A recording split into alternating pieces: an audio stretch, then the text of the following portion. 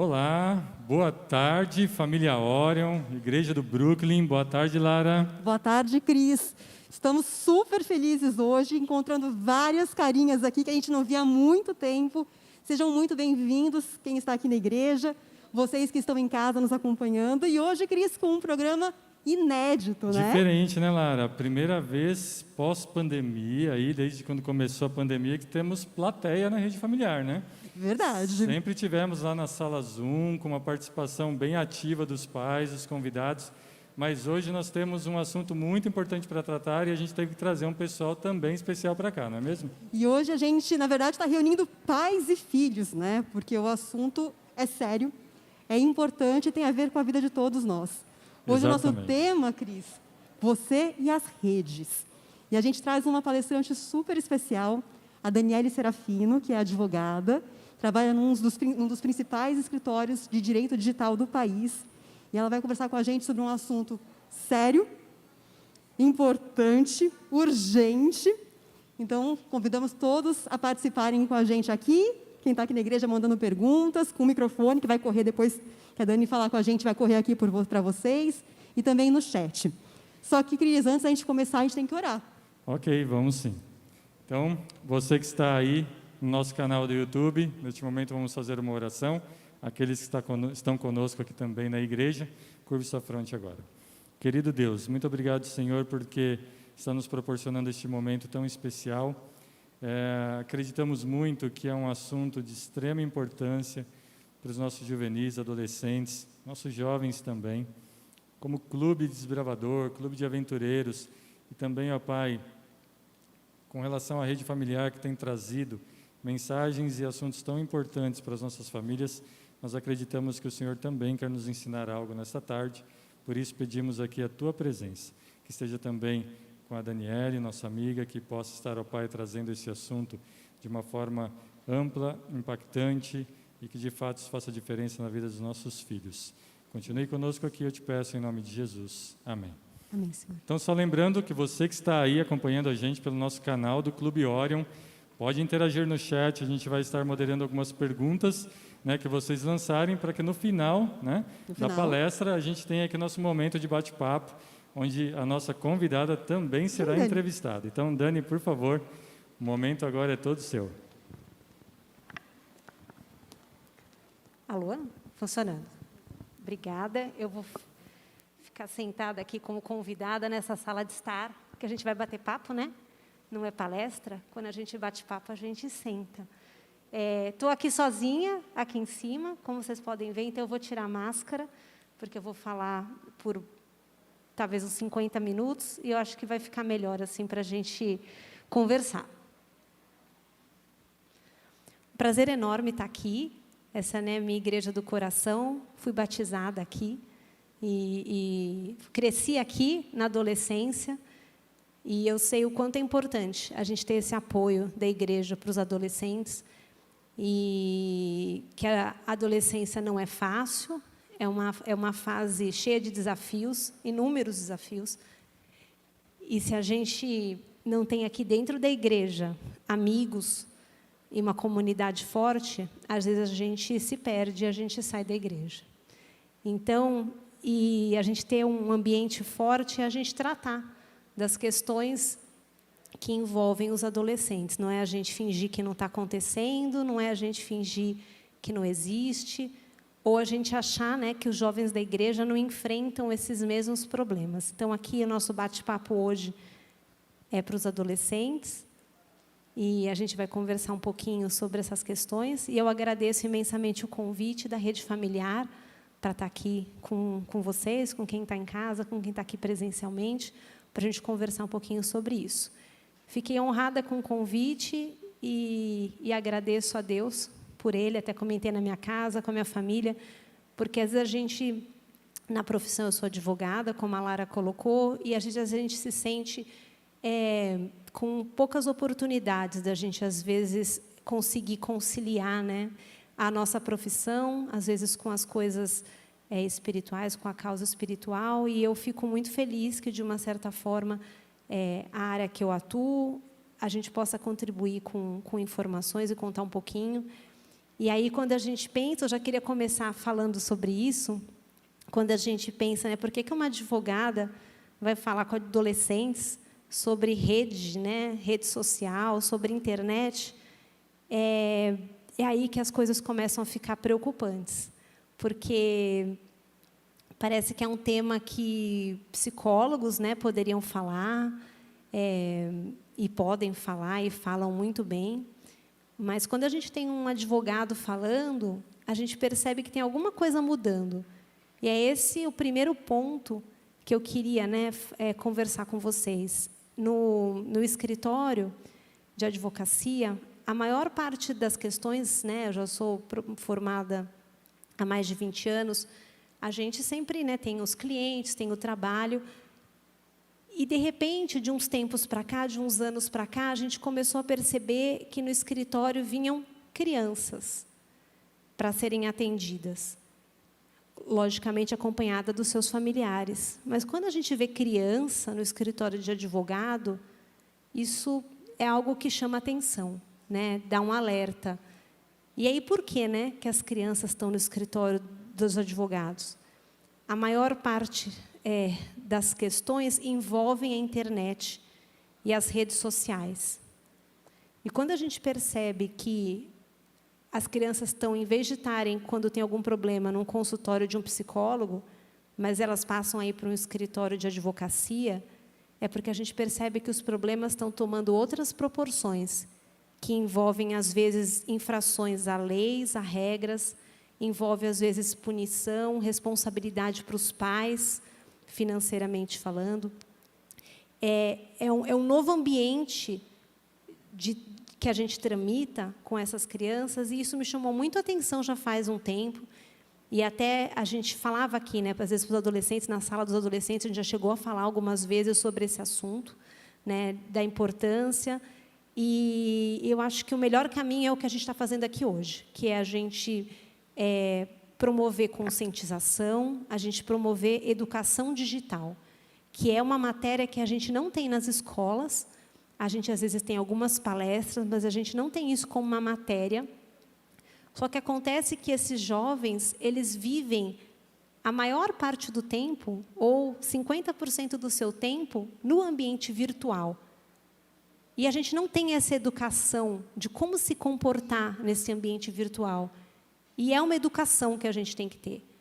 E a gente precisa promover espaços como esse, de conscientização, de educação digital, de alerta, para que, justamente, esses jovens, vocês jovens, não venham parar no escritório de advocacia porque tem um problema jurídico para tratar.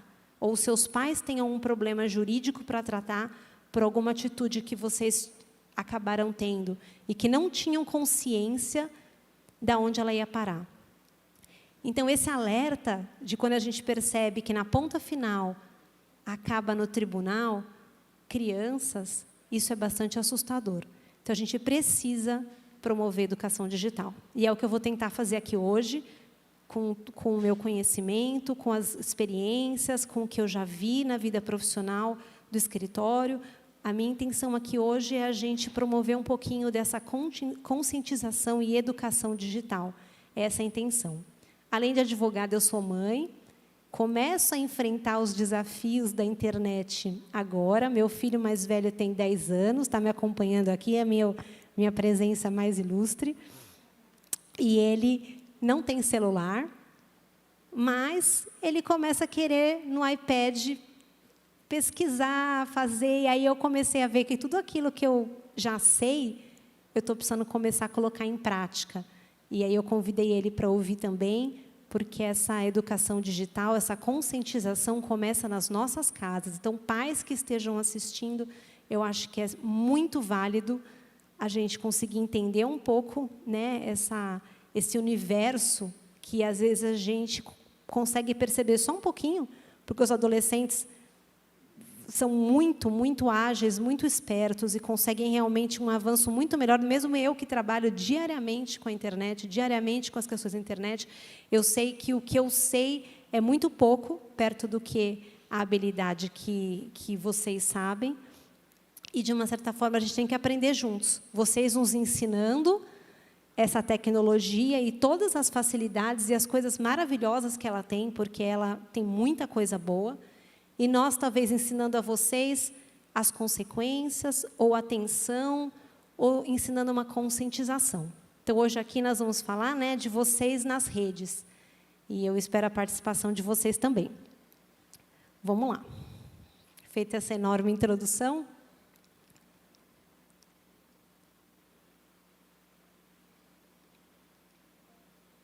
a gente vai falar aqui, né, dos desafios do uso da internet. Então, vamos lá, começando. Eu acho que essa é uma imagem que cada vez a gente vê mais, né, nas nossas casas, né? Esse delicioso momento em família, onde está todo mundo no seu tablet, no seu celular, né, conversando.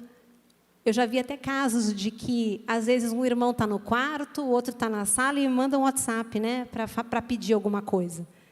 E a gente está se deixando levar nos nossos poucos momentos, né, como família, ou a gente tem interação com nossos pais, serem permeados, né, pelos dispositivos eletrônicos. Então, a gente acaba vivendo um tempo muito grande, né, fora de casa, muito grande na escola, com as nossas atividades. E na hora que a gente está junto, que é para almoçar, para jantar, no sábado, no domingo, quanto tempo a gente passa, né, parece que descansando, né, no celular, né, conversando com os amigos, enfim. E a gente tem permeado esses momentos, eles estão extremamente presentes, né, com a gente. E aí a gente começa a perceber, quando a gente começa a perceber essa virtualização das relações, existem vários livros que falam sobre essa sociedade líquida que a gente cada vez tem. A gente está transportando as nossas relações pessoais para esse ambiente digital. Então, às vezes, a gente já sente até preguiça de ligar para um amigo, né? Às vezes, a gente prefere ali teclar ou mandar o áudio. A gente, às vezes, já tem preguiça até de falar por telefone. A gente prefere ali mandar aquelas mensagens mais rápidas, porque é mais rápido, é mais eficiente, enfim. E a gente está perdendo, né, essa vontade de se conectar pessoalmente. E, às vezes, até mesmo por telefone. E a gente privilegia, né, esse ambiente virtual.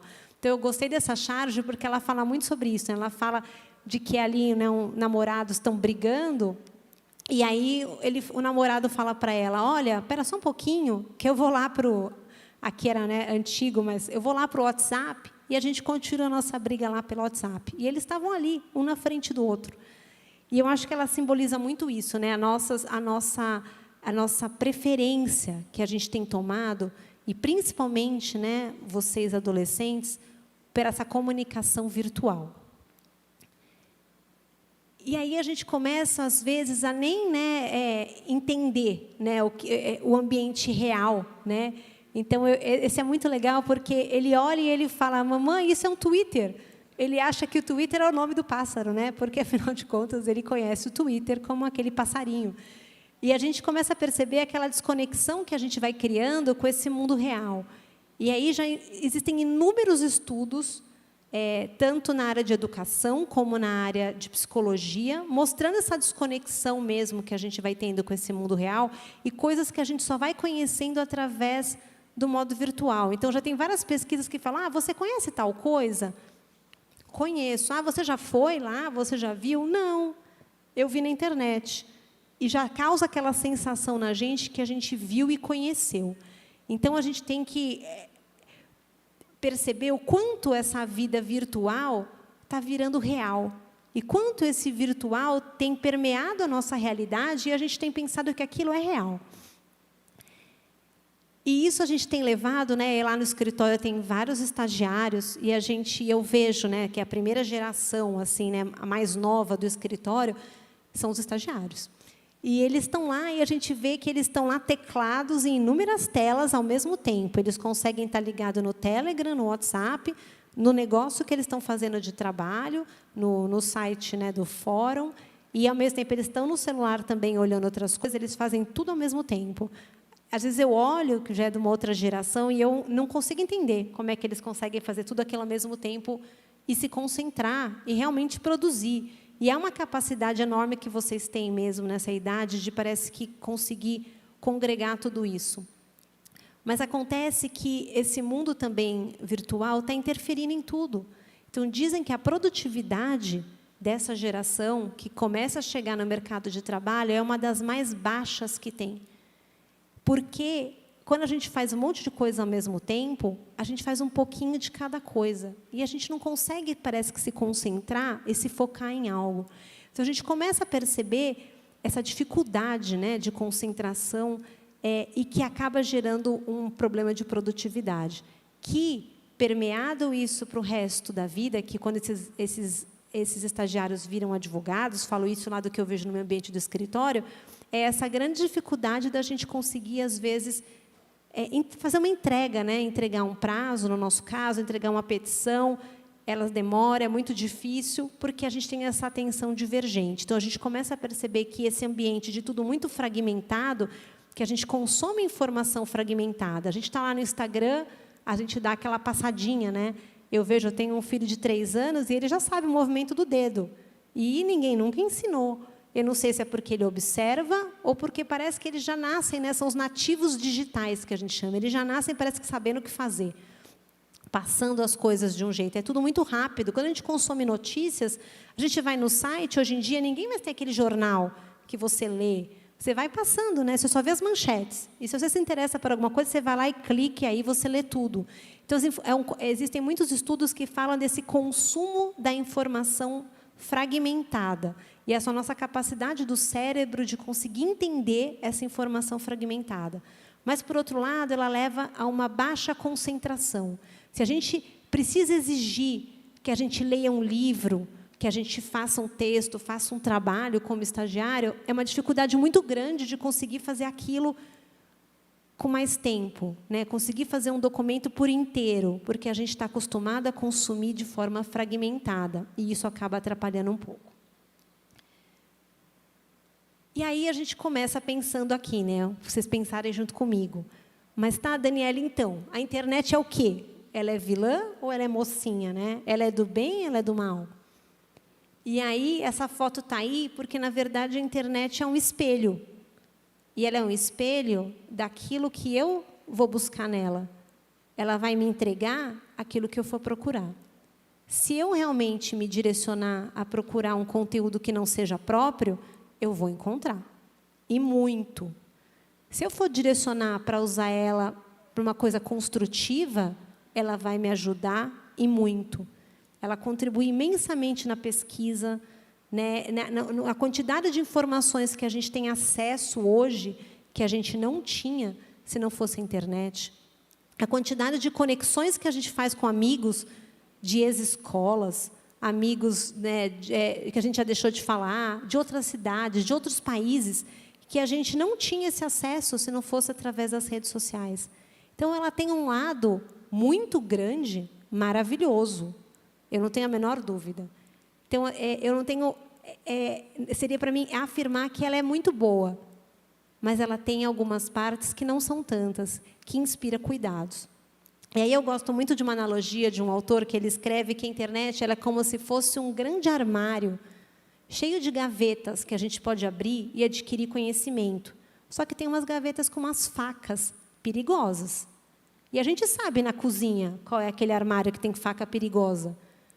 Ou a gente, dependendo da idade, a gente não abre, ou se a gente abre, a gente tem aquele cuidado, porque sabe que aquilo ali pode cortar, pode ferir. E a gente, o erro nosso é a gente achar que a gente está na cozinha e que todas as gavetas que a gente abrir só vai ter pano de prato, que nada vai nos atingir. A ideia é que a gente saiba transitar nesse ambiente. E é isso que eu espero de vocês, que são jovens pensantes, capazes, extremamente ágeis na busca das informações. O que vocês estão produzindo hoje para a sociedade é algo que a gente nunca viu, com a rapidez, com a velocidade que vocês têm feito. Só que vocês precisam conseguir tramitar bem por esse ambiente, entrar nessa cozinha e saber aonde está o perigo e se afastar dele, ou ter cuidado com ele quando você abrir. Então, a gente vai conversar hoje aqui, e, infelizmente, a gente falou, o assunto é sério, né? A mensagem ela é pesada, muitas vezes, mas a gente vai conversar aqui sobre as gavetas com as facas perigosas. Então, o nosso tema aqui hoje são sobre as facas perigosas. E qual é essa gaveta? O que a gente precisa fazer para evitar? Quais as consequências a gente abrir se a gente se cortar? E o que a gente pode fazer para evitar? Como é que a gente vai transitar por esse ambiente? E isso tudo, gente, porque a gente quer promover conscientização, que vocês usem ela da melhor forma possível e que vocês tenham noção de onde está o perigo. E aí, o que acontece, né? Por que muita gente se machuca na internet? Muita gente abre a gaveta com faca e olha lá dentro e se machuca e se corta. É porque existe, né, uma sensação na internet de que é uma terra sem lei, que o que a gente faz ali dentro, ninguém vai saber. Não tem como rastrear, não tem como identificar. Se eu criar um perfil falso e fizer o que eu quiser, ninguém vai descobrir que sou eu. Então, essa sensação, né, de internet ser uma terra sem lei, ela ajuda que muitas pessoas criem como se fosse uma dupla personalidade, né? Aquela vontade de que, quando quer fazer alguma coisa errada, quando a gente está ali pessoalmente, né, na vida real, a gente não consegue, porque a gente não tem como colocar uma máscara. Mas na vida virtual a gente tem várias máscaras. A gente pode criar perfis, a gente pode se portar como outra pessoa, a gente pode colocar um outro nome. E ali dá aquela sensação de que a gente tem um espaço para não ser a gente mesmo, né? Esse espaço para a gente não ser real, para a gente ser, né, um perfil, um avatar. E essa sensação de terra sem lei, ela prejudica a nossa noção dos cuidados que a gente tem que ter. E eu já aviso para vocês que não é terra sem lei. Não mesmo. Essa falsa sensação de anonimato realmente é falsa. Porque hoje em dia, e aí eu falo da experiência do escritório que a gente vê lá, a gente consegue descobrir tudo. A gente consegue chegar exatamente na pessoa que criou o perfil falso. Existem peritos digitais, que é uma profissão que cresce cada vez mais, que consegue identificar de onde saiu aquela mensagem, que IP que saiu aquela mensagem, identificar no IP qual foi o computador, qual a pessoa. Existe, chama perícia digital. Então, quando chega um caso para a gente de uma ofensa e que a pessoa que se sentiu ofendida não consegue saber quem foi, a gente envolve os peritos digitais no caso, e os peritos digitais chegam na pessoa que fez. E uma vez identificado o perfil, e a gente faz isso através de quebra de sigilo telefônico, a gente noticia as operadoras, a Vivo, a Claro, a Oi, seja quem for, para que elas forneçam para a gente essas informações. Quando a gente identifica essas informações, a gente move um processo contra aquela pessoa de uma maneira identificada. Não é terra sem lei. Existe lei e existe como a gente obter informações daqueles que estão tentando se passar por outra pessoa para promover, fazerem o que quiserem. A gente confunde muito, né? E eu acho que esse é um grande drama, né, que a gente vive hoje em dia, essa sensação da liberdade de expressão, né? O que é liberdade de expressão? É a liberdade que eu tenho de falar o que eu quiser. Então, é eu me expressar do jeito que eu quiser. E existe, né, essa defesa, hoje em dia, da liberdade de expressão. Só que as pessoas fazem uma confusão com isso, né? O direito de eu me expressar do jeito que eu quiser tem limite? É irrestrito? Eu posso falar o que eu quiser, para quem eu quiser, e alegar que eu estou na minha liberdade de expressão? E aí é muito lindo, porque a gente vê que conceitos muito básicos que a gente aprendeu na nossa casa, quando a gente lê a Bíblia, e a gente percebe que o nosso limite é a ofensa que a gente vai fazer ao outro, o nosso limite é se eu não vou ser, né, uma pedra de tropeço para alguém, ele é aplicado na vida. O nosso limite é que eu posso me expressar do jeito que eu quiser, desde que eu não ofenda ninguém.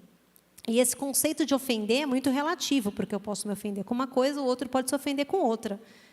Na dúvida, a gente tem que ter cautela. Só que a gente está vivendo nessa fase de que essa terra sem lei nos permite, porque eu também não estou olhando no olho, né, da pessoa, então eu vou lá e simplesmente falo o que eu quiser e fecho a rede social e não preciso olhar para a cara de ninguém.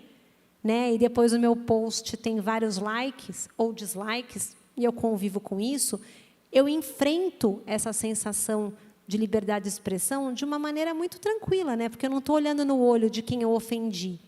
Aquilo fica ali registrado. E aí, a gente começa a perceber que a gente está com muito livre acesso, né, ao ambiente virtual, que impõe todos os aplicativos, todas as redes sociais. E eu queria dizer para vocês, adolescentes, que existe idade mínima para uso de cada um desses aplicativos que vocês têm no celular ou que vocês usam no computador. E aí a gente começa, a primeira linha é 13 anos. 13 anos é a primeira idade para a gente usar TikTok, para usar Facebook, para usar Instagram. E talvez muitos de vocês, com menos de 13 anos, já usaram, ou já usam, ou têm instalado esse aplicativo. A gente vai, né, caminhando. YouTube, 18 anos. 18 anos de YouTube. E eu coloquei isso aqui para vocês verem que não é à toa que existe uma idade mínima para que a gente possa utilizar esses dispositivos. Que existe um motivo para que quem é menor não possa usar. Existe algum perigo, alguma coisa que eu não estou devidamente preparado se eu usar. Então, se vocês usam esses dispositivos e vocês têm menos idade do que está indicado aqui, lembre-se que tem motivo para ter essa idade e que o cuidado de vocês deve ser redobrado ao usar esse tipo de aplicativo, esse tipo de rede. O WhatsApp é 16 anos. Então, assim, e a gente usa, né, básico, né, o WhatsApp, né, assim, é normal. Se a gente tem acesso, a gente usa o WhatsApp. O resto, dependendo da família, dependendo do perfil, a gente usa ou não.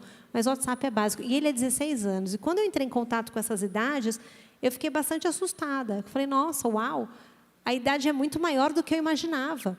E aí, quando a gente vai pesquisar as razões de ter uma idade tão alta para esses aplicativos, é porque eles realmente, não sendo bem usados, eles oferecem perigo. E aí eu volto para a minha analogia da cozinha. É a gaveta que está com a faca. Então, gente, a notícia é, as redes sociais têm gavetas que têm facas perigosas. Se vocês estão ali naquele ambiente, vocês vão abrir, vocês só precisam ter cuidado.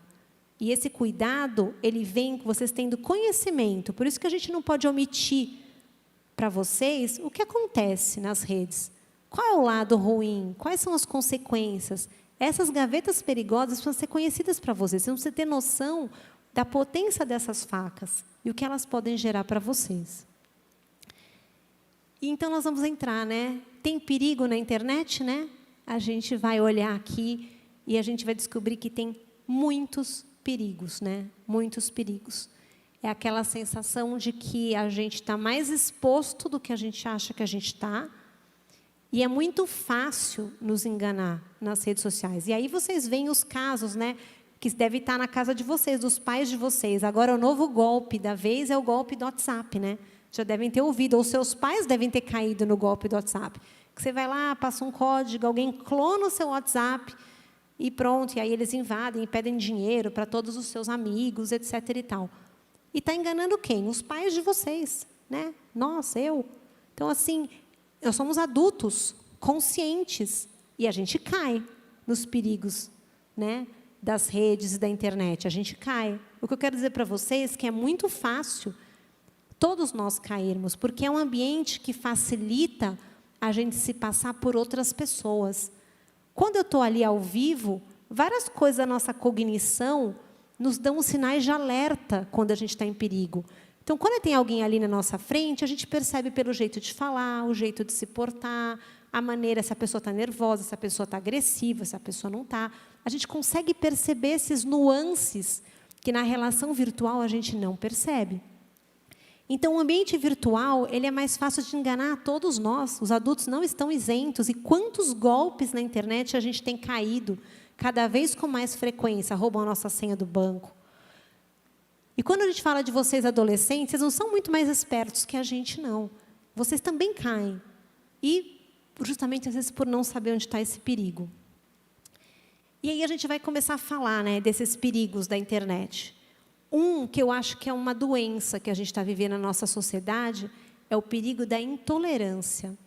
A gente está muito intolerante como sociedade. Cada vez mais a gente está intolerante. A gente já não aceita as diferenças, a gente não aceita o outro, a gente está cada vez mais distantes daquele nosso ideal, né? Principalmente cristão, da gente amar o próximo, seja ele quem for, goste dele o que gostar, de aceitar, de estender essa mão. A gente cada vez está mais intolerante com as diferenças dos outros. E aí, né, essa pesquisa mostra, se puder voltar ali para a pesquisa, ela mostra o grau de intolerância que a gente está vivendo hoje. E aí a gente vê, deixa eu ver se eu consigo voltar aqui para mostrar para vocês. Aqui, peraí, que eu voltei muitos. Pronto. Racismo é uma das maiores intolerâncias. A gente vai conversar aqui sobre alguns casos de racismo, né? Política, bom, só morar aqui no Brasil e a gente sabe o que a gente está passando, né? E aí, inúmeras intolerâncias, gente. Intolerância de raça, intolerância de sexo, intolerância religiosa. É de toda ordem. O grau de intolerância, ele está altíssimo. E esse ambiente virtual proporcionou isso, um aumento enorme de intolerâncias. Porque antes, nessa relação mais real, presencial, a gente às vezes tinha cuidados ou maneiras de falar se a gente não gostava. O ambiente virtual, como eu falei, é a falsa sensação de anonimato, e a gente vai falar muito disso, porque ela é um grande mal que promove esses perigos todos, faz a gente achar que a gente pode ser intolerante e a gente colocar para fora o que a gente pensa, de quem a gente pensa, do jeito que a gente quiser. E isso tem aumentado drasticamente na intolerância. E a gente vê, né? Por que tanta intolerância, né? Por que a gente está caminhando para acentuar? Quem viu, né? Eu acho que inspirado aqui no tema da nossa palestra de hoje, quem viu, né, o filme das redes sociais, mostra bem como a coisa vai andando e como a coisa vai caminhando e como, às vezes, a rede ela acentua a intolerância. E sempre lembre disso. Se vocês tiverem que sair daqui com uma frase, lembrem disso. A falsa sensação de anonimato. A falsa sensação de quem não vai saber o que eu falei, ou se eu me identifiquei, se eu estou lá com o meu perfil real, ninguém vai me pegar, não tem consequência. Está tudo certo eu ofender.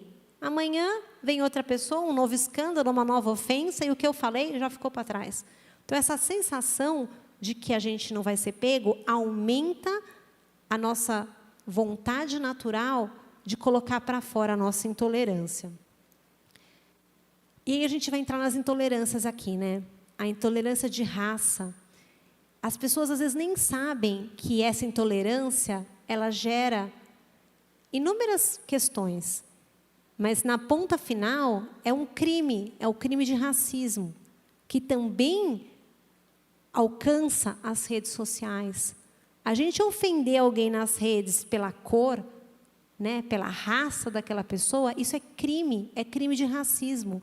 E as crianças, a gente vai falar sobre isso também, não estão imunes a serem considerados criminosos nesse tipo de crime, porque proferiram uma ofensa nas redes. E aí a gente conhece, né, o caso da Maju, que apresenta, né, agora o Jornal da Tarde e apresentava o Jornal Nacional, a dificuldade que ela passou com inúmeras ofensas. Eu coloquei aqui para vocês, né, um print dos posts que ela sofreu, e isso é intolerância racial, e isso é racismo, e isso é crime.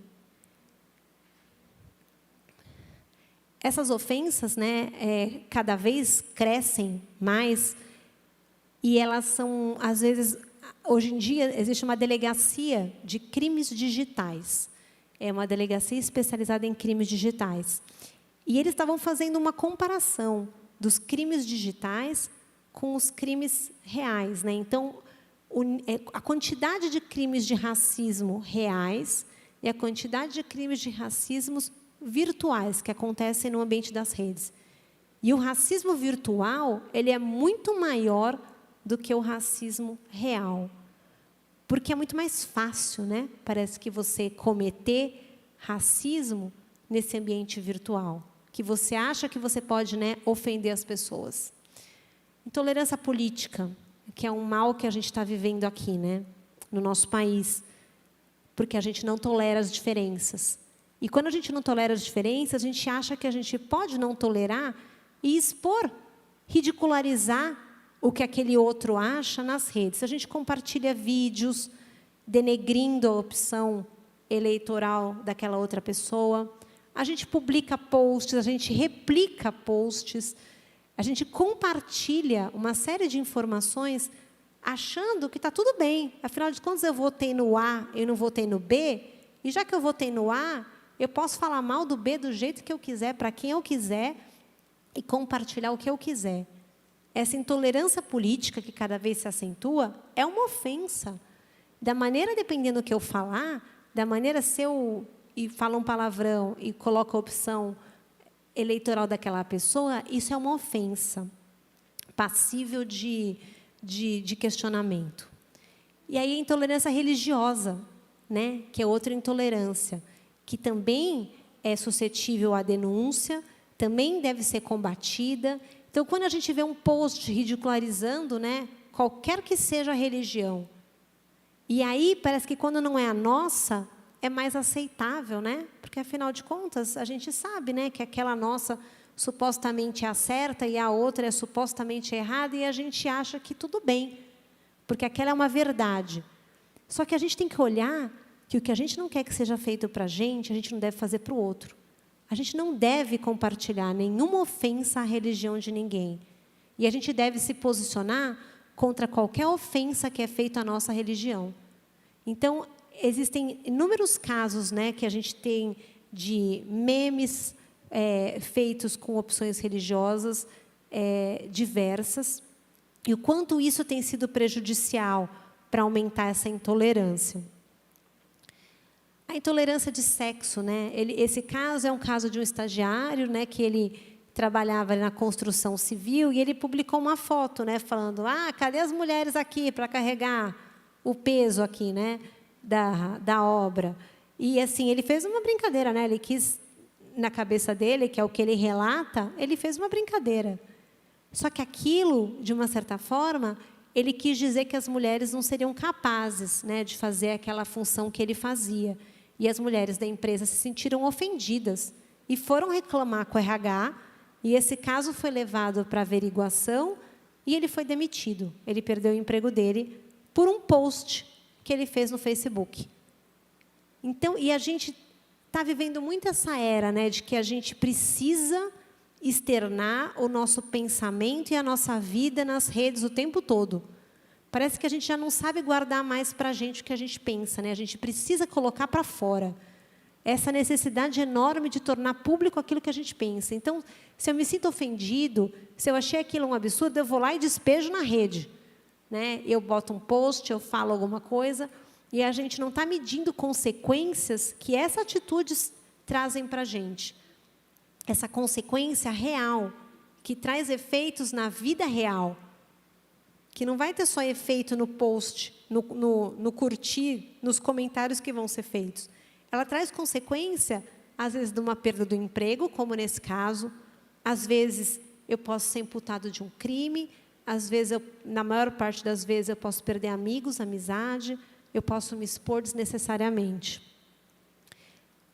E quando a gente pensa também, né, no que a gente expõe, nessa linha de que a gente está querendo colocar para fora, tudo aquilo que a gente vive e tudo que a gente pensa, a gente esquece de um dos perigos grandes da internet, dessa exposição, que toda semana tem notícias que a maioria dos criminosos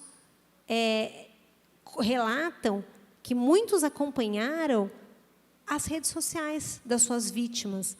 Acompanharam para saber onde estuda, onde mora, a condição social, a condição financeira, saber os hábitos. Então, toda semana, a gente tem notícias de criminosos que, quando está sendo investigado o crime, eles relatam que eles obtiveram informações daquelas pessoas, daquelas vítimas, através das redes sociais. Então, a rede social está sendo usada também como um instrumento de análise de perfil, de condição, de situação, para muitas vezes ir lá e ser cometido um crime. Então, é mais um dos perigos, né, que a gente está sujeito nas redes sociais. E aí a gente entra, né, quando a gente pensa nisso. Então, quando a gente pensa nessa situação, a gente fala, bom, eu tenho que tomar cuidado, então, com o que eu posto e com o que eu compartilho? Sim. A sua ação na rede social, ela vem do que você posta e do que você compartilha. Essas duas ações que você tem, é o que você tem que tomar mais cuidado. Porque elas vão te levar, né, a muitos desses perigos que a gente está enfrentando. E aí é isso, gente. Postagens ofensivas na internet não pode. É crime. É crime. E é essa conscientização que eu quero fazer com você de educação digital. É lei. Eu não posso fazer nenhuma postagem que ofenda ninguém, seja a raça, a cor, o sexo, seja o que for. É proibido. Eu não posso. A gente tem o caso, né, da Júlia Gabriele. É um caso que, para a gente, no mundo jurídico, a gente chama de um caso, né, emblemático, paradigma, que é uma menina que começaram a fazer comentários sobre ela, uns posts num site de humor, e desse site de humor marcaram ela, e desse site de humor as pessoas direcionaram as ofensas para a rede social dela. E do dia para a noite, sem essa menina ter feito nada, ela teve uma enxurrada de posts negativos sobre ela. As pessoas falando sobre o que ela fez, sobre a aparência, sobre uma série de coisas. E ela ficou tão mal, tão mal, tão mal, e ela foi orientada a ela sair das redes sociais. E antes dela sair, ela publicou essa série de posts que estão aqui, ela falando sobre o que ela sofreu. Aqui acho que não dá para vocês lerem direito, mas ela conta exatamente aquilo. Ela falou, olha, eu não tinha... Depois vocês pesquisem o caso dela na internet, para vocês verem como a coisa vai. Ela falou, olha, eu não estava sabendo de nada, eu estava num site de humor, eu fiz lá um comentário, e desse comentário me marcaram, e, quer dizer, eu fiz um comentário, me marcaram, e isso tudo direcionou para a minha rede do Facebook, me acharam lá e começaram a me ofender, do nada. E as ofensas eram muito dolorosas, muito dolorosas. Essa menina demorou meses ou anos para se recuperar da ofensa moral que ela sofreu. E ela fez uma denúncia, né? E ela coloca aqui nesses posts que vocês não estão conseguindo ler, ela fala, olha, enquanto eu estou escrevendo isso, o meu pai perdeu um dia de trabalho e ele está na delegacia agora, fazendo uma denúncia sobre o que eu passei. E ele vai perder o dia de trabalho dele. E porque meu pai perdeu o dia de trabalho dele, eu não pude ir na escola hoje. Eu estou aqui para resolver um monte de questões que eu não causei, eu não fiz nada para isso. É como se fosse aquela ofensa gratuita.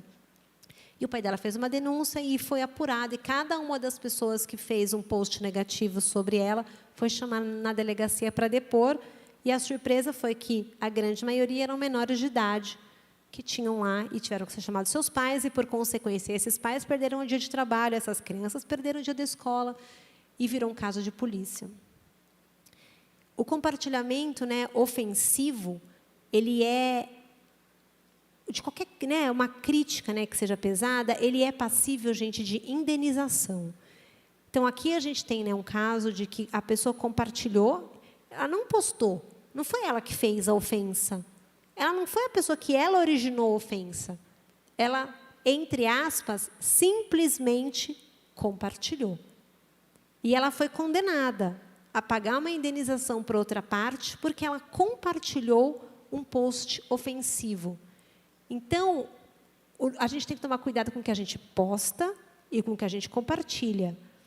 A lei e os delegados, quando tem esse tipo de caso, eles pressupõem que, se você compartilhou, é porque você concorda, porque você está de acordo com o que foi falado.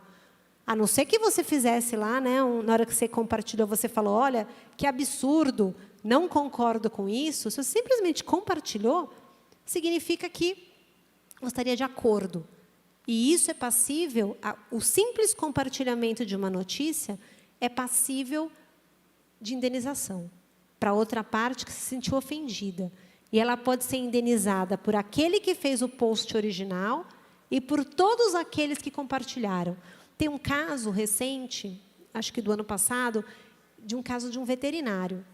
Ele foi socorrer, não sei quem ouviu esse caso, ele levaram lá uma cachorrinha, ele tinha sofrido um acidente, ele cuidou, e a pessoa que levou a cachorrinha não gostou do atendimento, achou que ele não foi um bom veterinário, e postou nas redes sociais dela, falando mal daquele veterinário. Olha que lixo de atendimento, olha o que ele fez com a cachorrinha.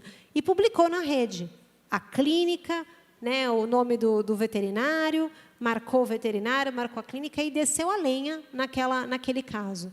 E muitas pessoas, defensores dos animais, compartilharam o post. O que aconteceu? A clínica dele perdeu, obviamente, todos os seus clientes. Ele moveu uma ação contra a pessoa que fez o post e envolveu todos os que tinham compartilhado e pediu indenização por tudo que ele tinha perdido de clientes na clínica dele àquelas pessoas. Uma das alegações, ele falava assim, você não gostou do serviço? Você vem conversar comigo. Por que você vai, né, colocar na rede e você vai espalhar para todo mundo o que você acha de ruim a meu respeito? Lógico que a gente pode reclamar, né, quando o serviço não é bom, mas e a maneira, né, que a gente tem que se portar para reclamar? O problema era o perfil do post que foi feito, a maneira com que aquilo foi escrito, que aquilo denegria a imagem daquela pessoa. Aquilo que a gente vai ver daqui a pouquinho é um crime. Calúnia, injúria, difamação. Existe um nome para isso. É um crime. Então, a maneira que você faz esse post, ela pode ser ofensiva ao ponto de virar um crime. E esse crime, ele é punido. E é isso, né? A gente tem inúmeros casos, né? Toda semana, né? Até quando a gente fui buscar aqui para colocar para vocês, toda semana tem casos de pessoas que são obrigadas a pagar a indenização por publicações, posts, compartilhamentos que fizeram no Facebook ou em qualquer outro lugar. E aí a gente vai, né, entrar um pouquinho mais para ver esse caso, né, essas consequências. Memes, esse é outro, esse é recente, da semana passada, né? Fazer memes de uma pessoa sem autorização, se for um meme depreciativo, se for um meme que causa uma ofensa, é crime e pode gerar indenização. Aqui é um caso, né, que eles falam assim, né, do Facebook, né, atrás das grades. É um caso que eles falam de que a quantidade de crimes ligados a posts e compartilhamentos tem crescido a cada ano. Em vez de a gente ter uma diminuição, a gente tem um aumento. E aí é por dois motivos. Porque cada vez mais a gente vive nessa sociedade que está digitalizada e as redes fazem parte da nossa vida. E, para mim, o triste é saber que cada vez mais a gente avança nesse sentido, mas a gente não avança na educação digital, que todos nós e vocês, adolescentes, deveriam ter nas suas escolas, para saber quais são os limites. Porque se a gente tem um aumento do uso e a gente não tem educação digital, cada vez mais a gente está escorregando na banana na internet. Cada vez mais a gente está fazendo atitudes que a gente nem sabe que são problemáticas, se a gente não tiver essa consciência e essa educação. E aí, gente, é outra, né? Divulgar fotos sem autorização das pessoas é proibido, não pode, é crime, a gente vai ver isso. A gente não pode divulgar foto de ninguém que eu tenha recebido, que um amigo me passou no grupo do WhatsApp, que eu recebi no grupo da escola, que eu mesmo tirei. É de terceiros, não é sua, você não pode fazer isso se você não tiver uma autorização. Vocês sabiam disso? Ou a gente acha que a gente, né, pode fazer o que a gente quiser? Quando a gente fala, né, que é crime, e aí é isso, né, que eu queria que vocês soubessem. A gente, quando recebe uma foto, e a gente vai falar de nudes, e a gente vai falar aqui, né, de um aspecto mais grave dessas fotos que a gente pode receber. A gente tem que apagar imediatamente. Se você compartilhar essa foto com outras pessoas, continuar essa cadeia de compartilhamento, de reencaminhamento dessas fotos, você passa a estar na cadeia de pessoas que podem ser responsabilizadas por esse ato. É crime. A gente não pode divulgar fotos de ninguém, nem reencaminhar fotos de ninguém. A gente precisa, recebeu, apaga. E como eu falei para vocês no começo, quando a gente está diante de uma situação que acaba virando um processo, um crime, os peritos digitais, eles conseguem saber tudo isso. Quem foi o post originário, com quem compartilhou, quais foram os reencaminhamentos, eles conseguem pegar a cadeia toda de troca dessas informações. Então, a nossa atitude é, você recebeu, não há outra alternativa, não passa para a melhor amiga, não passa só para suas amigas mais íntimas, não passa para ninguém. A sua atitude de educação digital é apague. Simples assim, apague. Aí a gente, né, entra nessa questão para vocês entenderem, né? Esses crimes que a gente vai comentar aqui são crimes chamados contra a honra. O que é um crime contra a honra? Honra é aquela coisa subjetiva, não é um crime que alguém foi lá e me roubou alguma coisa, me pegou a minha bolsa, me furtou, me roubou. É uma coisa contra a minha honra, é uma coisa que está dentro de mim. Eu me senti ofendida, aquilo me machucou, aquilo disse a meu respeito uma coisa que eu não sou. Aquilo está me ofendendo. Isso pode ser, esses crimes que são chamados de crimes contra a honra de alguém, eles são subjetivos. E é essa questão que a gente tem que ter muito cuidado. O que para você às vezes não é ofensivo, para o outro é. E na dúvida, não faça. Se para você ser ofendido pela sua opção política, ou pela sua opção sexual, ou pela sua raça, seja o que for, não tem nenhum problema, para o outro pode ter. É subjetivo mesmo. E aí é o cuidado. E esses crimes contra a honra já existiam antes da internet. Eles não são uma criação da internet. Eles sempre existiram. E eram aqueles crimes que, se eu chegasse aqui e falar, olha, fiquei sabendo que fulano é ladrão, fulano foi lá e roubou, é ladrão. Isso, o fulano poderia ir na delegacia, abrir um boletim de ocorrência contra mim e falar, Daniele me acusou de ser ladrão. Eu não sou ladrão, isso é um crime contra a honra. Já existia. Só que o que está acontecendo é que, com essa generalização que a gente está tendo de ofensas na internet, que nem a gente comentou, a gente está, que a gente fala no termo técnico, jurídico, tipificando nesses crimes contra a honra. Significa que as ofensas que são feitas na internet, a gente considera crime contra a honra. E aí a gente tem os crimes de calúnia, de injúria, de difamação, que são praticados quando eu ofendo alguém. Existe crime de ameaça, se eu uso uma foto que eu tenho de alguém para exigir que aquela pessoa faça alguma coisa que eu estou pedindo. Então, eu chantageio aquela pessoa, né? Coloco ali falo, olha, eu tenho uma foto sua, imprópria, e se você não fizer aquilo que eu estou pedindo, me dá dinheiro, me dá mais fotos, fazer sei lá o quê, eu vou divulgar a sua foto na internet. Isso é um crime de ameaça, que também é tipificado. Eu queria muito que depois a gente talvez pudesse compartilhar essa imagem com vocês, porque aqui está pequenininha, vocês vão conseguir saber, porque essa imagem ela resume todos os crimes que a gente pode encontrar na internet e exemplos deles para vocês perceberem exatamente o que é, né? Quando eu viro e eu falo alguma ofensa, né, alguma injúria contra alguém na internet, o que é aquele crime, né? Que tipo de... Então, se vocês conseguirem perceber essa diferença de quando eu simplesmente estou falando fulano é burro, o fulano é idiota, tal opção que ele fez é errada. Quando eu reclamo das pessoas assim publicamente, existe uma qualificação em cada uma dessas situações que pode levar a um crime. E aí, gente, quando vira um crime, qual é a consequência dele, né? Se a gente conseguiu colocar dentro da lei, num daqueles quadrados, né, de ofensa, acontecem duas coisas com adolescentes. Existe uma questão que chama ato infracional, que está prevista no Código de Ética, né, o Código de Conduta dos Adolescentes, a gente vai falar um pouquinho sobre ele, e o dever de indenizar essa vítima. Então, a gente tem duas condutas. Os próprios adolescentes podem ser punidos, e, por outro lado, a gente pode ser, né, a nossa família, os nossos pais, condenados a pagar uma indenização. Tem um caso que eu vi recentemente, uns 2 anos atrás, de uma família, de uma das melhores escolas de São Paulo, que a família foi condenada a pagar R$200 mil de ofensa que o filho havia feito contra uma outra criança. Você imagina R$200.000 a sua família sendo condenada a pagar. Aquela família teve que vender a casa para conseguir pagar por aquela ofensa que o filho tinha feito na internet.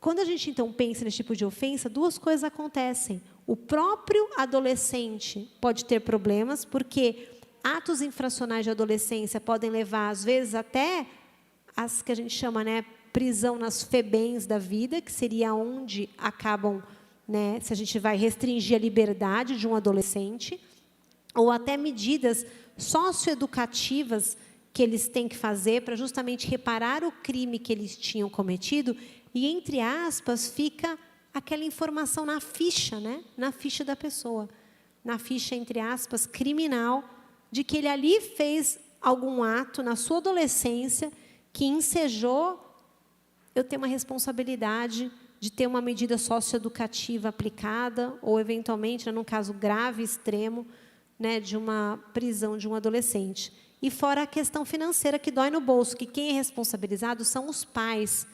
E aí, essa questão das idades nas redes, né, muitos juízes já dão vários sermões nos pais e falam, olha, seu filho fez essa ofensa, que está sendo aqui analisada no meu caso, no WhatsApp. E o WhatsApp está lá falando que são 16 anos. E seu filho tem 14. E você, pai, deixou. Então, eles acabam usando uma linha de argumentação para responsabilizar essas famílias. E imagina esse adolescente, vocês, filhos, conviverem com essa sensação de que vocês prejudicaram a família de vocês financeiramente, a ponto de talvez ter que vender a casa, vender o carro, gastar as economias por uma atitude que vocês fizeram na internet. É grave, gente. A gente não está aqui brincando. É sério. Tem consequência. Não fica só nas redes. Realmente tem consequência. Consequência no mundo real. E quando a gente fala, né, o que pode gerar consequência? Gente, criar perfil falso e descobrir que eu criei um perfil falso para cometer algum dos crimes. E crimes são aqueles crimes que a gente comentou. Crimes contra a honra. Se eu compartilho nudes que eu recebi e que eu não deveria ter compartilhado, se eu ofendo alguém nas redes sociais, no WhatsApp, esse tipo de conduta são as condutas que são penalizadas com infração e com indenização. E aí a gente vai entrar num assunto, né, delicado, né, qual é o risco para a nossa intimidade dos nudes? E a gente tem visto cada vez mais crescente, e para a minha geração, isso é difícil a gente entender. Mas para a geração mais nova, que talvez não tenha essa sensação, né, ela tem uma facilidade maior dessa convivência colaborativa, né, desse mundo de colaboração, de uma abertura, eles têm menos vergonhas, vocês adolescentes têm menos vergonha, às vezes, de compartilhar a sua intimidade. Mas qual é o risco da gente fazer isso quando a gente compartilha a nossa intimidade com alguém? É que a gente não tem controle sobre quem recebe essa informação, o que vai fazer com ela. A gente acha que está mandando só para o namorado, mas é meu namorado, eu confio 100% nele, é meu namorado. Ele só quer meu bem, ele me ama. Ou é minha namorada, ela só quer meu bem. A gente não tem controle sobre o que aquela pessoa vai fazer com aquela informação quando ela recebe. E esse é o grande alerta que vocês deveriam ter. Se a gente não tem controle sobre o outro, eu não tenho como garantir que aquela foto não vai vazar. Eu não tenho como garantir. A partir do momento que eu compartilhei aquela informação, ela não está mais na minha mão. Hoje é minha amiga, amanhã pode não ser. Hoje é meu amigo e amanhã pode não ser. Meu namorado ou minha namorada. A gente não sabe quem vai receber. E aí a gente, né, vários estudos mostram, né, os motivos, né, que os adolescentes, vocês, cada vez mais enviam nudes. E quando a gente pensa nisso, são alguns motivos muito conhecidos já nossos e outros novos, mas muito é essa questão, né, dessa autoestima, né, dessa aceitação do grupo, uma pressão, né, do grupo que às vezes fica, todo mundo um grande desafio, vamos fazer um desafio? Todo mundo aqui vai mandar uma foto íntima. E aí só você não manda, você está fora do desafio, está fora da turma. Essa necessidade de a gente se sentir pertencendo à turma faz, às vezes, a gente fazer coisas que a gente vai se arrepender lá na frente. Se arrepender muito, porque vai trazer consequências para a gente. Existe um caso que a gente trabalhou no escritório também, de uma escola muito conhecida, que a menina divulgou um nude para o namorado e, passado uma semana, eles brigaram e esse namorado compartilhou o nude dela no grupo dos meninos da classe.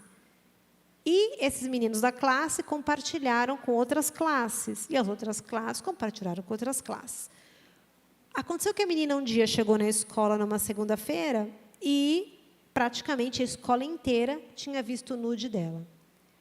Ela tentou continuar na escola por mais algumas semanas, foi envolvido os pais, os professores, os diretores, todas as crianças foram chamadas, houve aquela palestra de conscientização da internet. O ambiente ficou tão insustentável que ela não conseguiu mais ficar na escola. Ficou tão insustentável que ela mudou para uma escola e, na outra escola que ela mudou, aquela informação chegou na outra escola e ela precisou mudar da outra escola. Ela já tinha passado, quando o caso chegou para a gente, em 3 escolas. E o que a família dela queria é que, de alguma forma, como é que eu evito isso? E o evitar é porque alguém já tinha, inclusive, publicado uma foto dela na internet. Então, além dela estar em todos os grupos de WhatsApp, ela ainda tinha uma foto publicada na internet e aquela família foi no escritório para falar: como é que eu apago isso da minha filha? Para sempre forem pesquisar, vão saber isso dela. E um outro caso de meninos que rolou um desafio no grupo de meninos da escola e eles pediram, o assunto era o tamanho dos órgãos genitais, e eles pediram para que todos os meninos mandassem uma foto para eles compararem, para saber quem tinha o maior. E os meninos mandaram.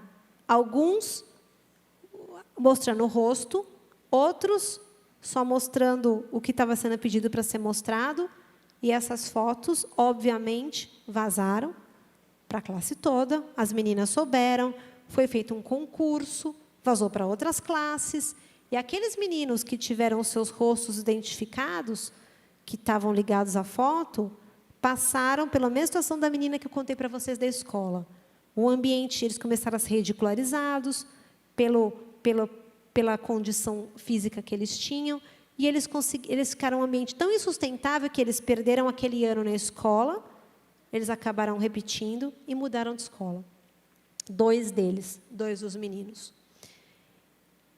Então, gente, o que eu digo para vocês, eu acho que eu conheci pouquíssimos casos, eu estou dizendo pouquíssimos para dizer que eu não conheci nenhum caso, tá? Mas eu realmente não conheci nenhum caso que alguma foto íntima realmente tenha ficado só com a pessoa que foi compartilhada. Na sua grande maioria, quando são pesquisas feitas, e as pesquisas são feitas com os adolescentes, e perguntam: vocês já fizeram nudes? Muitos respondem que sim. Muitos respondem que não. Já receberam nudes? A maioria respondeu que sim. Você já compartilhou nudes? A maioria que recebeu nudes compartilhou. Então, quando a gente vê por essas pesquisas, a gente vê que praticamente era assim, a maioria esmagadora de quem recebe compartilha. Então, como que vocês acham que aquela informação vai ficar só com a pessoa que você compartilhou? E a gente está vivendo uma fase de epidemia de nudes, né, que eu brinco, porque realmente é um aumento muito grande de vazamento de nudes. E aqui tem 2 notícias sobre esse assunto de indenização, porque a pessoa que se sentiu exposta, aqueles meninos e aquelas meninas que tiveram as suas fotos íntimas vazadas no WhatsApp de alguém ou nas redes sociais, muitos deles fizeram a denúncia, moveram processos, e essas pessoas, quando foram localizadas quem compartilhou e quem fez o post original, foram indenizados. Então, aquelas famílias tiveram que pagar a indenização por aquela atitude daquelas crianças. Então, gente, se eu puder deixar um alerta para vocês, o meu alerta é: não tirem e não enviem nudes. Alguns especialistas falam: não tire desde que não te identifique, desde que não tenha seu rosto, desde que não tenha a sua tatuagem, que tenha lá o seu anel, alguma coisa que te identifique, o seu relógio que você usa todo dia e te identifique. eu diria que o risco é tão grande se acontecer, que eu diria que nem que você não tire identificando o seu rosto ou algum objeto que te identifique, o risco não vale a pena. É grave. Então, não tira e não envie. Se você tirou, guarde para você, no seu celular. Não envia para ninguém, nem para aquela pessoa da sua mais alta confiança. E aí, gente, como é que a gente previne, né? Como é que a gente pode prevenir e evitar esse tipo de coisa? Vocês, adolescentes, não tem como saber de tudo mesmo.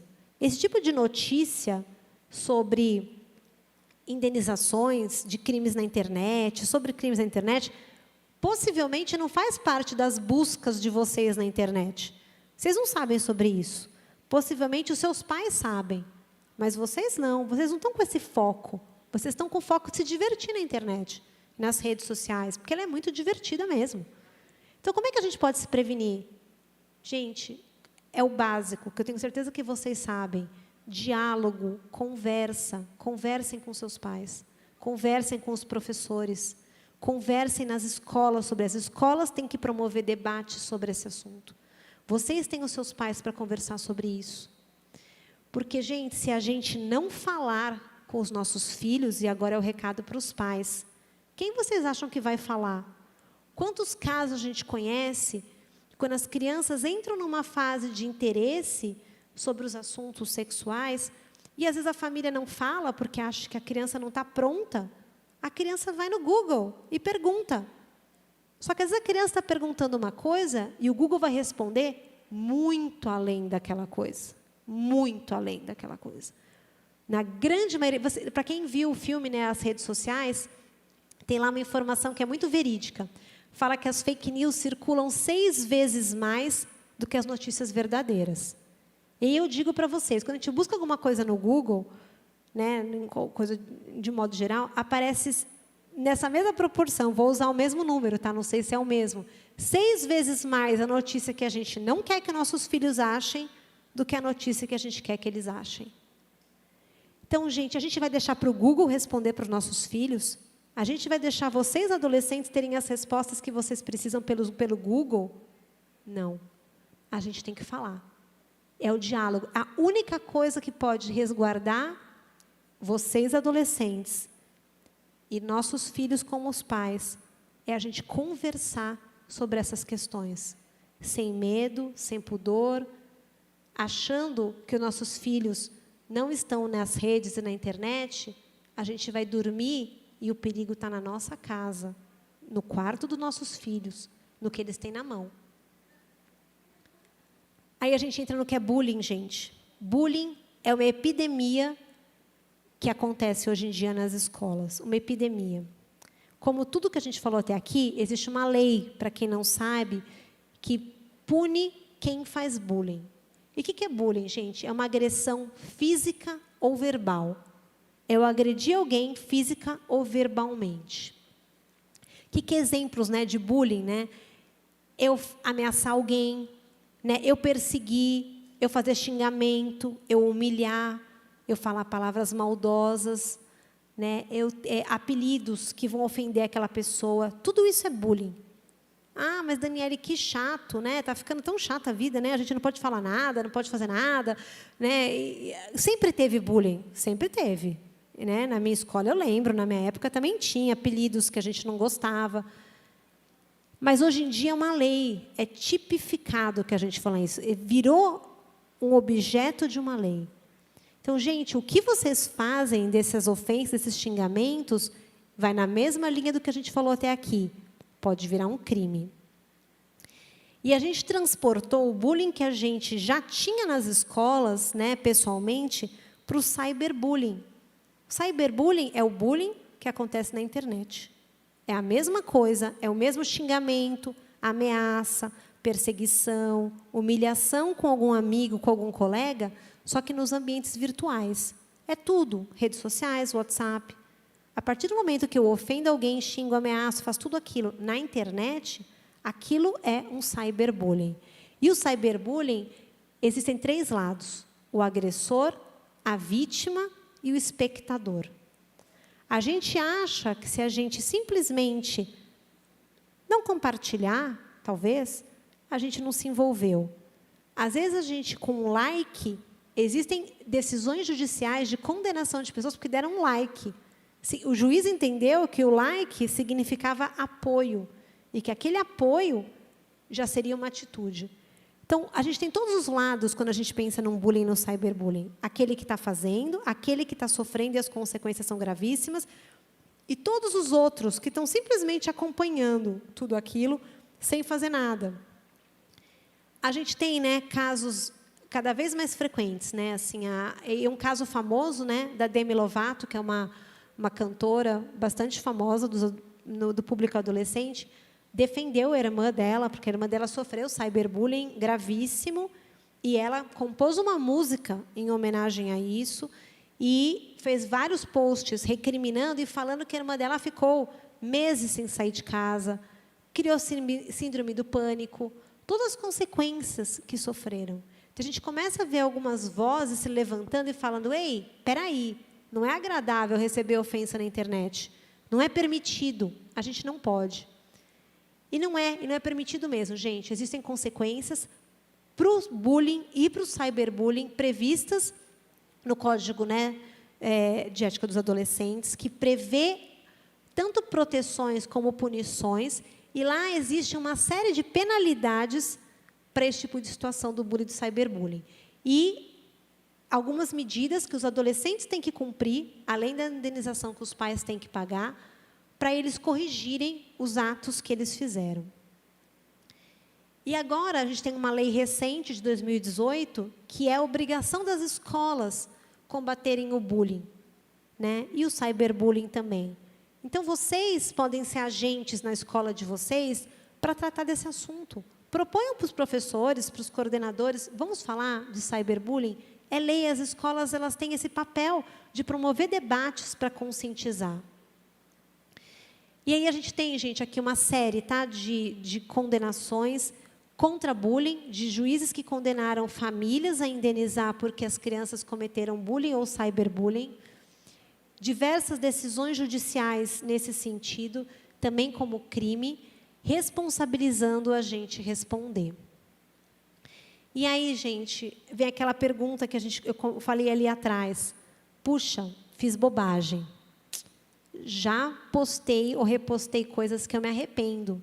Não sabia que era crime. Não sabia que tinha problema. Não sabia que, se alguém se ofendesse muito, isso ia me prejudicar ou prejudicar minha família. Não tinha essa ideia.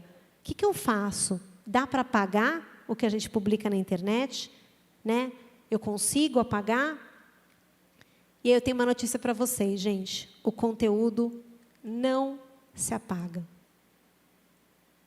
Parece esquisito, né?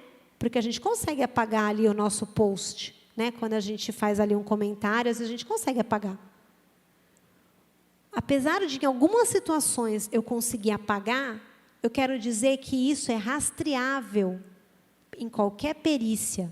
A perícia, num processo, ela pega, inclusive, os posts apagados. Ou seja, não se apaga. Se alguém se sentiu ofendido, fez um print, um simples print daquela página que ela recebeu uma ofensa, com aquele simples print é possível eu ver um processo. É possível comprovar que eu tenho ali uma ofensa. Então, gente, cuidem com o que vocês compartilham e postam, porque não tem como apagar. Então tá. Tá bom.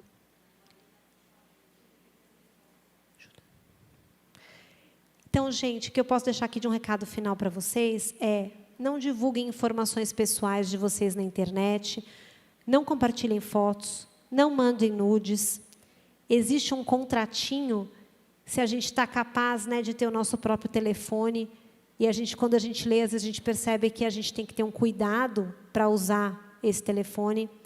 E aqui eu deixo para vocês, assim, como uma mensagem final, e depois eu quero, para você falar que não tem tempo, Larinha, talvez fazer pelo menos uma ou duas perguntas. Tem um vídeo que eu não vou passar para vocês por inteiro, porque ele é um vídeo muito pesado. Quando eu tive acesso a ele, eu fiquei dias perturbada com aquelas informações. E a Lara também, eu passei para ela também ficou. É uma menina que sofreu cyberbullying e a história é muito triste. Eu queria só que a gente passasse um minutinho, depois a gente vai parar e a gente vai contar esse caso para vocês. Pode colocar, Cris. Quem está fazendo esse vídeo, enquanto a gente vai colocando, é uma menina chamada Amanda.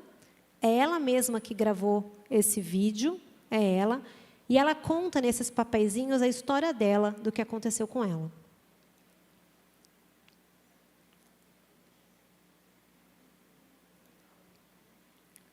Como a gente não vai passar inteira, enquanto... Acho que vai entrar agora.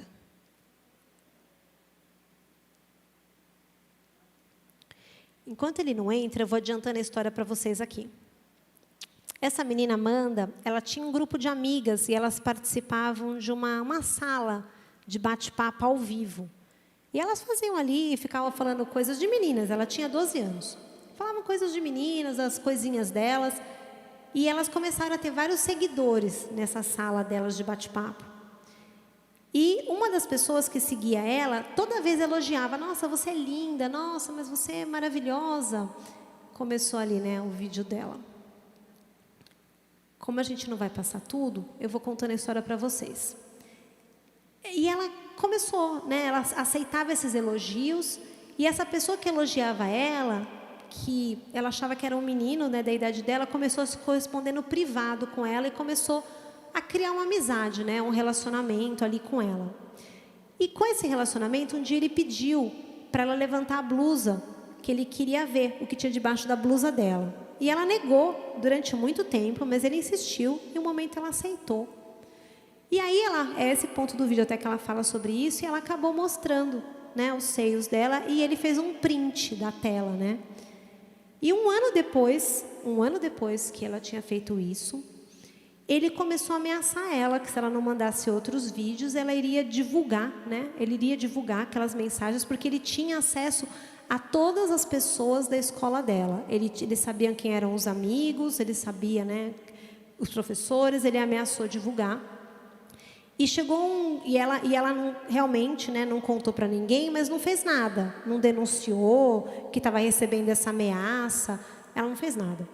Chegou um dado momento que ele ficou incomodado que ela não fazia nada, não respondia mais para ele, não atendia mais as ofensas dele. E ele divulgou aquela foto dela para todos os amigos dela e na escola dela.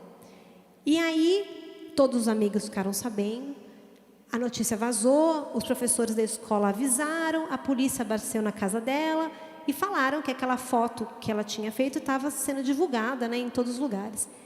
Ele postou aquela foto, e eu acho que você pode parar aí, Cris.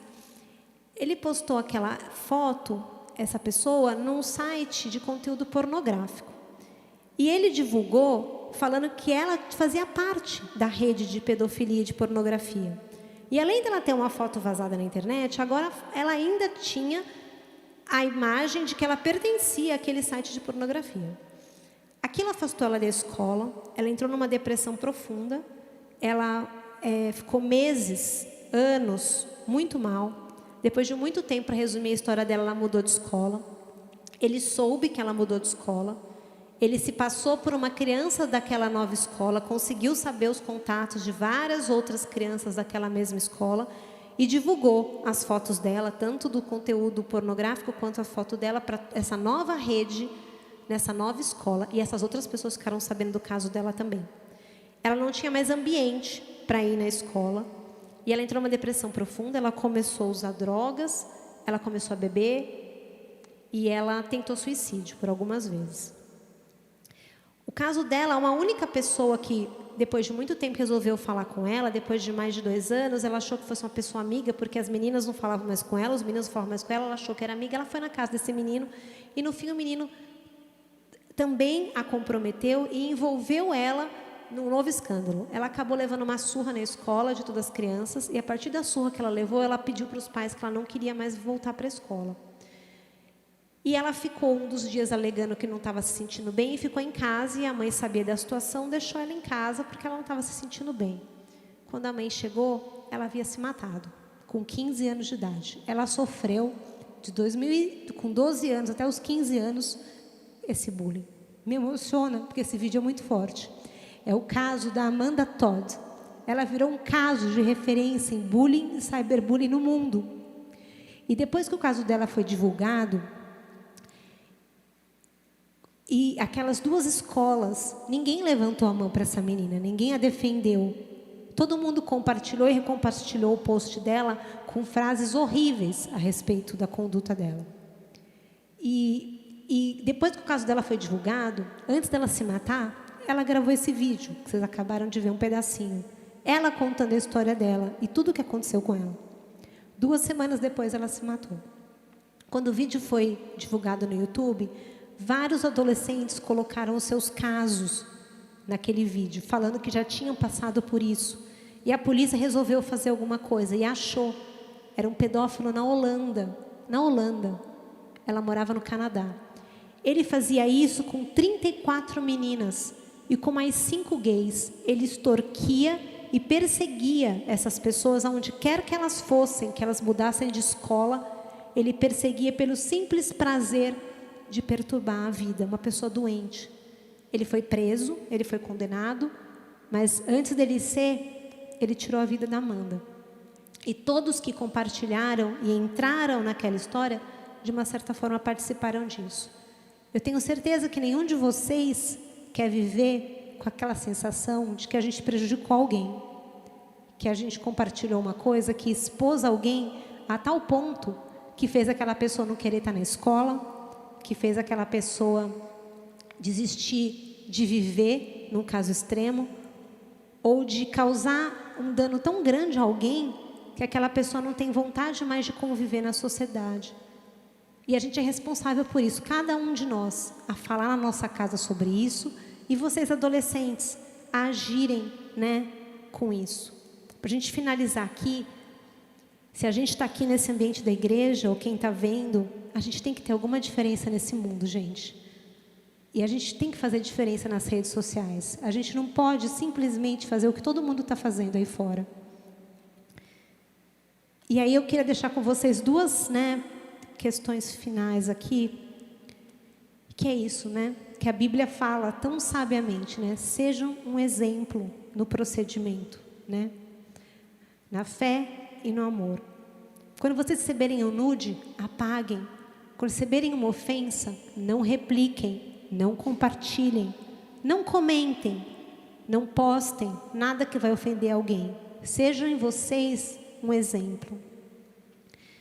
E por fim, né, parece que tudo é lícito, né? Tudo a gente pode fazer. E as redes sociais estão aí, um ambiente para que a gente possa fazer tudo. Mas nem tudo me convém. E esse nem tudo me convém, o limite é do momento que eu vou agredir alguém. Nunca existiu uma geração de adolescentes como vocês, com tanta ansiedade, com tanta depressão, com tanta baixa estima, com tanta dificuldade de relacionamento pessoal. Não é à toa. Existe algo nesse ambiente virtual que a gente está entrando em contato com as facas da gaveta sem ter cuidados. Então, meus queridos adolescentes, meu filho que está aqui e todos vocês que estão em casa, tenham cuidado.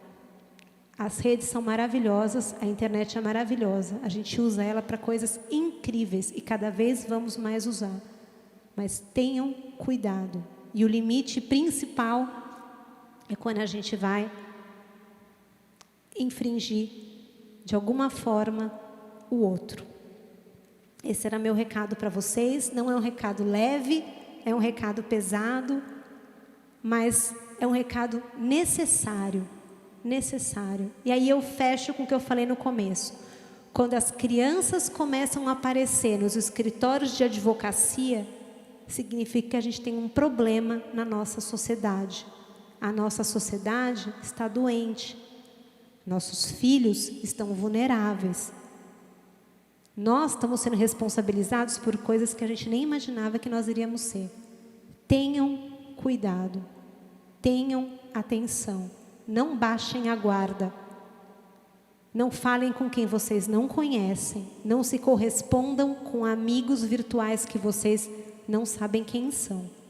Não compartilhem, não postem. Apaguem tudo que foi indevido. Tá bom? Que Deus acompanhe vocês, dê sabedoria. E faça que vocês caminhem nesse ambiente da melhor maneira possível. Eu avancei super no tempo e a gente perdeu uma parte importante, que era de conversar. Espero que a gente consiga um pouquinho. Obrigada. Se vocês nos permitirem, são só 5 minutinhos, só para a gente fazer uma perguntinha aqui que chegou para a Dani. Eu só queria fazer um comentário, Dani, que me chamou muito a atenção no vídeo da Amanda. No final do vídeo, a Amanda fala assim: eu estou sozinha, eu preciso de alguém. Eu acho que essa é a parte, assim, mais triste de todas, porque essa menina ficou sozinha até o fim. Ninguém estendeu a mão para ela. Então, isso que dói, né? Isso que dói. E aí, quando a gente olha e fala, será que tem alguém do nosso lado sofrendo isso? Será que a gente está fazendo isso com alguém? Então, nós não podemos ser cúmplices disso, como amigos, como adolescentes, como pais, como igreja, como cristãos. Então, agora eu deixo com a Gabi, para ela fazer uma pergunta que chegou aqui do Clube de Desbravadores para a Dani. Bom, a minha pergunta é a seguinte: se eu não recebi nada impróprio, mas uma amiga minha disse que está tendo alguns problemas ou que recebeu alguma foto que ela não queria, não pediu sobre, qual que é a minha posição? Como eu devo agir, tipo, como amiga dela? A melhor coisa que você pode fazer pela sua amiga, pelo seu amigo, é incentivá-lo a falar. É falar que ele precisa compartilhar essa informação com os pais, com o professor, com alguém que ele confie, ou que ele permita que você fale, porque a Amanda, ela sofreu durante... O caso dela é um bom exemplo. O nome dela é Amanda Todd, se alguém quiser depois pesquisar a história dela.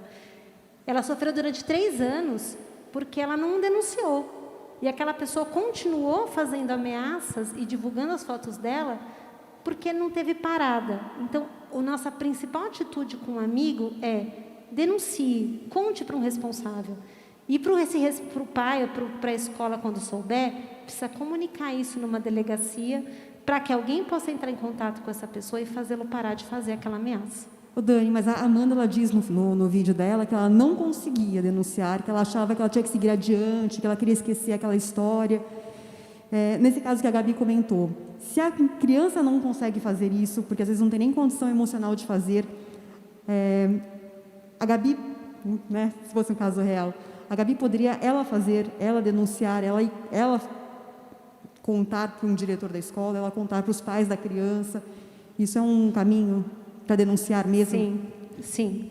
Qualquer um pode fazer esse tipo de denúncia e qualquer um que veja, né, um amigo sofrendo, deveria ser atitude para proteger esse amigo, essa atitude que deveria ser tomada. Pais, adolescentes, crianças, alguém gostaria de fazer alguma pergunta? Eu tenho mais uma, rapidinho. Se vocês tiverem também, a gente leva o microfone para vocês, tá? Exatamente. Mas quando a gente vê esses casos, a gente vê muitas mulheres sofrendo esses assédios. Os homens héteros estão isentos de sofrer esses ataques ou não? Não. A gente teve 2 casos no escritório, um de meninos, que é essa questão da escola, dessa competição para mostrar, né, o seu pênis e qual era o tamanho, e eles todos fizeram um grande concurso entre eles, e isso vazou para a escola inteira.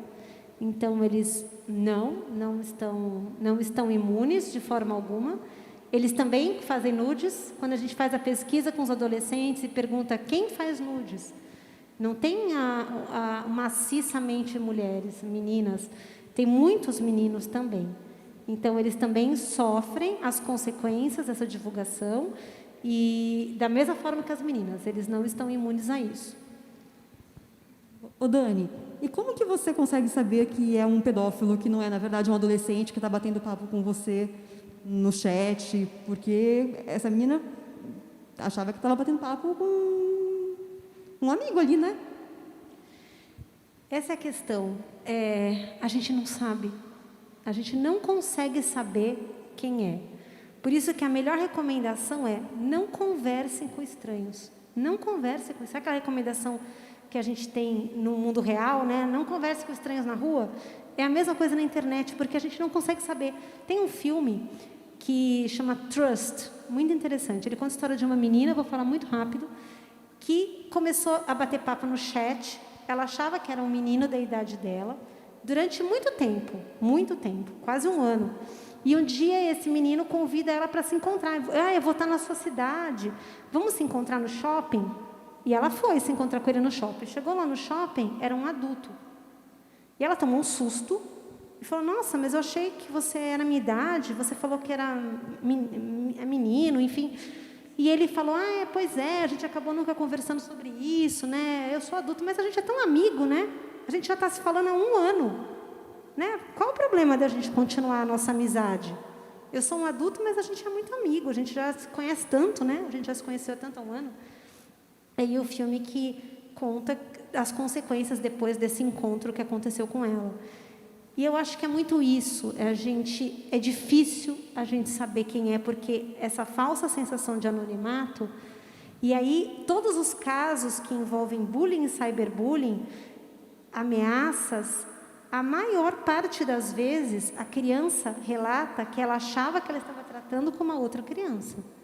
Ou seja, essas pessoas se fazem passar por crianças, a foto do perfil, as palavras que usam, o contexto de conhecimento, eles citam as mesmas bandas, as mesmas músicas, o filme, a série, eles se colocam no contexto das crianças.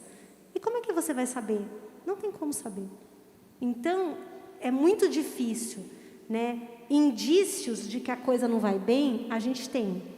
Se essa conversa começa a descambar para uma intimidade, pedindo informações pessoais suas, fotos pessoais e íntimas, é um sinal de alerta máximo. Significa que a coisa descambou. E aí, o chat de jogar online, né? Jogar online, como tem jogar, a gente joga online com quem a gente nem sabe. E tem vários casos de relatos de que a conversa fica no online, e se eu puder talvez dar 3 alertas. Um é, a conversa está em público e a pessoa começa a travar uma conversa no privado. Se nessa conversa do privado, a pessoa te pede informações pessoais, dados, onde você mora, quem você é, sua família. Se a pessoa pede fotos da sua intimidade, são alertas de que, muito possivelmente, na sua grande maioria das vezes, não é uma criança que está do outro lado. Onde você estuda. Informações, qualquer informação pessoal. Então, gente, um alerta está num grupo, a conversa virou privada, sinal de alerta. Atenção. Na conversa privada, começou a pedir informações pessoais, fotos, qualquer coisa, alerta, chame seus pais, mostre. Seu pai não vai ficar bravo porque você começou a travar uma conversa privada. Seus pais vão ficar bravos se você der corda para essa conversa privada e você se envolver numa situação de risco. Vem uma pergunta estranha, chame um responsável, um adulto, e compartilhe o que está sendo colocado ali. Dani, a gente também com o Instagram e tal costuma postar muita foto nossa. Além de nudes, tem algumas outras fotos que são perigosas colocar nas nossas redes? Que são o quê, Gabi? Não ouvi a parte final. Que são perigosas de se expor, além de nudes. Todas as que dão, e aí a gente vive no nosso país, né, que tem uma questão de violência, todas as que demonstram alguma questão pessoal, de riqueza, a gente faz check-in, né, a gente faz check-in, que está aqui, está ali, chegou no hotel, chegou no aeroporto, chegou qualquer coisa, a gente faz check-in. A gente posta fotos que demonstrem a nossa condição social, nossa riqueza, onde a gente mora, a roupa do uniforme.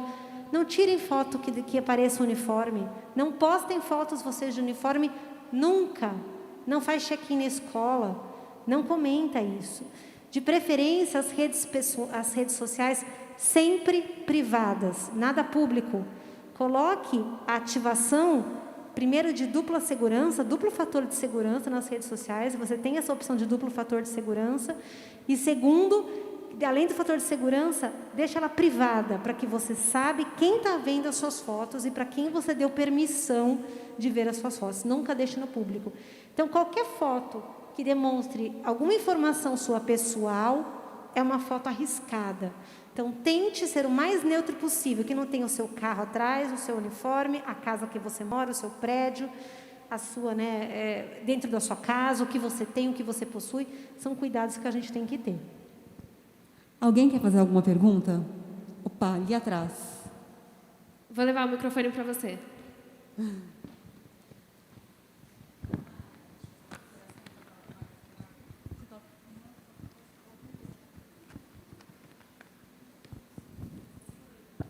Gabi, enquanto você está chegando aí, eu vou passar para a Lu uma consideração aqui, tá? Claro, por favor. Gente, estudando um pouquinho mais esse assunto para a gente abordar aqui na rede familiar, eu cheguei em uma matéria da revista Época, se eu não me engano, simples, uma marca de roupa infantil, especificamente de pijamas, fizeram um catálogo e as crianças, as meninas, postando o produto, pois eles observaram que através dessas fotos do catálogo, um grande índice de pedófilos acessavam de madrugada. Então, vejam como o assunto é sutil e, ao mesmo tempo, importantíssimo. Né? A gente não sabe quem são as pessoas que estão do outro lado. Então, evitar mesmo. Às vezes, num momento descontraído na praia, a gente não posta uma foto. A gente não sabe quem é que vai acessar, quem é que vê, quem vai interpretar e quem vai compartilhar. Ótima colocação, Lu. Doutora, primeiramente quero agradecer pela palestra. Pode tirar o doutora, já começou errado. Então vamos lá. Daniele. Prefere que seja senhora? Eu acho que é pior, né? Pior, Daniele. Daniele, vamos melhor. lá. Daniele, quero agradecer novamente pela palestra. Eu acho que é muito importante esse assunto ser comentado dentro da igreja, especialmente aqui no Refa, onde tem muitos adolescentes, muitos bravadores também, que é onde eu pertenço, e pais também. Já presenciei muitas vezes, algumas vezes, situações em escolas, quando eu era adolescente, de nudes vazados, a pessoa ter que excluir a rede social, e eu nem sei se hoje em dia ela pode ter rede social, se ela já tem um trauma muito grande. E nós sabemos que a internet, ela não tem dono. Apesar das redes sociais terem dono, a internet em geral não tem dono. E não existe nenhum tipo de proteção preventivo para cometimento de crimes, como crimes contra a honra. Não existe um crivo, quando você posta, não existe uma empresa que vai lá ver se o que você está postando é um crime. Então não tem nada preventivo do que você vai postar na internet, e por isso essa falsa sensação de que tudo é livre na internet. Claro que existe crimes que podem ser acionados, ter queixas, crimes após o cometimento do crime, mas não existe nada preventivo. A pergunta é o seguinte: pela sua experiência de terem casos assim, até crimes, né, no caso, mas todas elas são crimes, quanto tempo até se resolver, até transitar em julgado, até execução? Ou, em outras palavras, em quanto tempo dura o sofrimento de um vazamento de nude ou de uma ofensa numa pessoa até o juiz sentenciar uma decisão que seja favorável ao ofendido? Quanto tempo isso dura? É uma boa pergunta. Normalmente, quando um processo desse começa, já se pede uma liminar para, de alguma forma, tentar suspender aquele conteúdo, tentar provisoriamente evitar, né, os efeitos, às vezes, de compartilhamento. Mas se pede principalmente uma medida judicial rápida para a identificação daquela pessoa. E esses crimes contra a honra, e quando envolvem adolescentes, os juízes deferem de uma maneira muito rápida esses pedidos que são feitos para as operadoras de telefonia para identificar o IP da onde aquele post foi feito. Então, essas medidas de identificação, elas acabam ocorrendo de uma maneira rápida, e rápida, eu diria, em alguns meses. Identificado, essas pessoas são chamadas, né, obviamente, porque, a princípio, às vezes a pessoa já tem o nome ali de alguém, e às vezes é um perfil falso, ou às vezes é um perfil verdadeiro, e essas pessoas já são chamadas logo.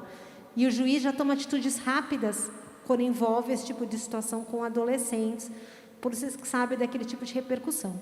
Até o processo finalizar por completo, até vir a fase que tem a indenização, que os pais pagam, é um processo que pode demorar alguns anos, talvez uns 5 anos, em média, pode ser um pouquinho mais ou um pouquinho menos, Mas as primeiras medidas, devido à gravidade da situação e as pessoas envolvidas, elas são tomadas de uma maneira rápida e isso ocorre em meses. Se a gente tem um caso que envolve uma perícia, e essa perícia às vezes envolve você coletar o computador na casa de alguém, esse computador ser analisado e ter tirado informações, pode demorar um pouquinho mais. Mas se a gente só vai pedir a identificação de onde aquele post foi feito, para tentar, né, destravar esse anonimato, né, essa ofensa que às vezes tem um perfil falso, a gente consegue, mesmo com perfil falso, ter essas respostas em alguns meses. É uma coisa rápida de 1, 2 meses, a gente já tem esse retorno. Alguma pergunta mais? Zampolo? Já esterilizei o microfone, tá?